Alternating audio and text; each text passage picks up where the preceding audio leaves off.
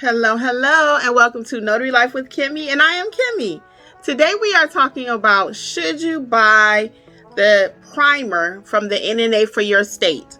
The primer, should you buy it?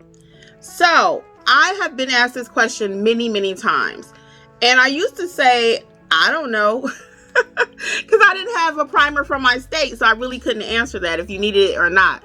What I always heard about the primer for your state is that it was simpler terms. It was easier to understand than your state handbook. So this is my handbook from the state of Georgia.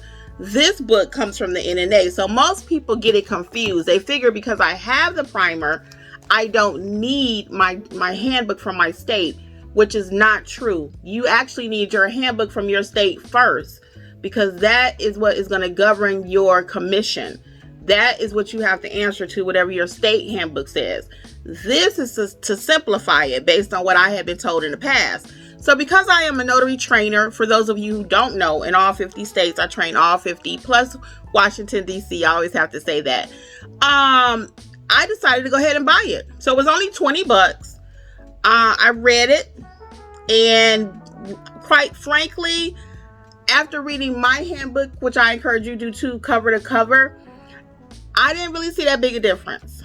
But I'm the kind of person where if I know something is out there, I want to be a pro at it, and I want to have all the resources and information that I can. So again, I get the question quite frequently, so I bought it, I read it. Do I recommend you buy it? If you're like me and you just want to have an extra bonus set of hands or tips around you or whatever, I would say yes. But your main thing that you need is your handbook. So again, the primer is a simpler version of what's in the handbook.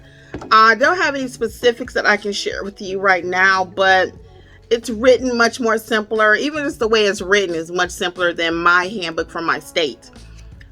Again, so do I recommend that you get the primer based on what I just looked at?